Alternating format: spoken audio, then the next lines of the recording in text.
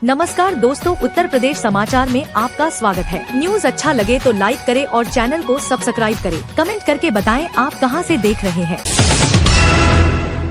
उत्तर प्रदेश में आज 28 जून से मौसम बदलेगा रुख। पश्चिमी यूपी और तराई के 14 जिलों में भारी बारिश का अलर्ट जारी। 55 जिलों में गरज चमक और आकाशीय बिजली की चेतावनी। लखनऊ मौसम विभाग के अनुसार 28 से 30 जून के बीच पूरे प्रदेश में अच्छी बारिश के संकेत। उमस से जल्द मिलेगी राहत।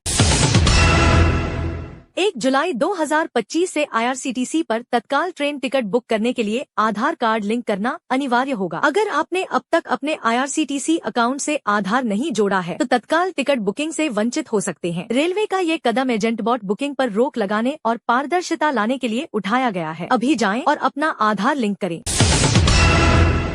अब साल में 2 बार होगा आलू उत्पादन। आगरा के सींगना में अंतर्राष्ट्रीय आलू अनुसंधान केंद्र की मदद से अब गर्मी में भी आलू की फसल संभव होगी। रबी के साथ खरीफ में भी किसान आलू उगा सकेंगे। पोषक तत्वों से भरपूर नई वैरायटी तैयार की जाएगी। केंद्र सरकार ने 111.5 करोड़ रुपए की मंजूरी दी है। अयोध्या में भगवान जगन्नाथ की भव्य रथ यात्रा शुक्रवार को श्रद्धा और उल्लास के साथ निकाली गई। 10 दिनों के औषधीय उपचार के बाद भगवान अब पूर्ण स्वस्थ हैं और रथ पर विराजमान होकर भक्तों को दर्शन दे रहे हैं। मंदिरों में भव्य श्रृंगार, आरती और भोग की विशेष व्यवस्था की गई है। यह दिव्य शोभायात्रा श्री राम और श्री कृष्ण की अद्वितीय एकता का प्रतीक बनकर भक्तों को भाव विभोर कर रही है। पिछले 5 वर्षों में यूपी पुलिस ने 2,80,000 किलो मादक पदार्थ बरामद किए, जिसकी कीमत 4,950 करोड़ रुपए से अधिक है। 57,965 तस्कर गिरफ्तार हुए और 382 करोड़ की संपत्ति जब्त की गई। अंतर्राष्ट्रीय नशा निरोधक दिवस पर जन जागरूकता अभियान चला। 1,933 फीट पर सूचना देने की अपील। एंटी नारकोटिक्स फोर्स ने भी बड़ा एक्शन लिया। उत्तर प्रदेश में कांवड़ यात्रा और आगामी त्योहारों को देखते हुए स्वास्थ्य विभाग अलर्ट मोड पर है। प्रमुख सचिव पार्थ सारथी सेन शर्मा ने सभी मेडिकल कॉलेजों, CMO और CMS को निर्देश जारी किए हैं। कांवड़ मार्गों पर एम्बुलेंस, दवाओं, इमरजेंसी वार्ड और पर्याप्त स्टाफ की व्यवस्था 3 दिन में पूरी करनी होगी। हादसों की स्थिति में तत्काल अस्पताल पहुंचाने और अधिकारियों को सूचना देने के निर्देश भी शामिल है। अलीगढ़ की HMA मीट फैक्ट्री में टैंक में गिरने से 2 मजदूरों की दर्दनाक मौत हो गई। मृतकों की लाशें फैक्ट्री मालिक जिला अस्पताल में छोड़कर फरार हो गए। परिजनों ने ठेकेदार पर जबरन काम कराने और धमकी देने का आरोप लगाया है। पुलिस मामले की जांच कर रही है। इलाके में आक्रोश का माहौल है।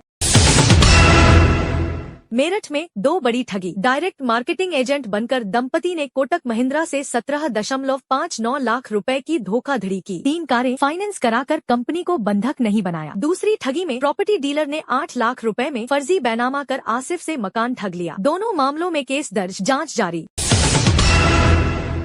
मुख्यमंत्री योगी आदित्यनाथ ने अंतर्राष्ट्रीय MSME दिवस पर लखनऊ में यूथ अड्डा और CM युवा ऐप लॉन्च किए। उन्होंने युवाओं को सम्मानित कर कहा, MSME आत्मनिर्भर भारत की रीढ़ है। सोशल मीडिया पर भी उन्होंने उद्यमियों को शुभकामनाएं दी और कहा कि डबल इंजन सरकार उद्यमिता को लगातार प्रोत्साहन दे रही है।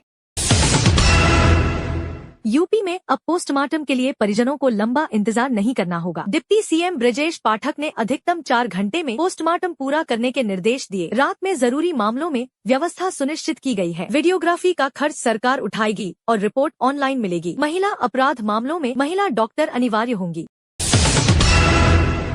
केंद्र सरकार 117 साल पुराने रजिस्ट्रेशन एक्ट 1908 को बदलने जा रही है। अब घर बैठे ऑनलाइन रजिस्ट्री संभव होगी। दस्तावेजों को आधार और पैन से लिंक करना अनिवार्य होगा। फर्जीवाड़ा रोकने और प्रक्रिया सरल करने के लिए गोरखपुर मंडल समेत सभी 17 मंडलों से सुझाव लिए गए। संशोधित बिल जल्द संसद में पेश हो सकता है। अलीगढ़ में देर रात किन्नरों के 2 गुट आपस में भिड़ गए। वसूली और इलाके के बंटवारे को लेकर शुरू हुआ विवाद मारपीट में बदल गया। सड़क पर नंगाधंग प्रदर्शन, एक दूसरे को दौड़ा कर पीटा। नेशनल हाईवे पर 2 किलोमीटर लंबा जाम। पुलिस ने घंटों बाद हालात काबू में किए।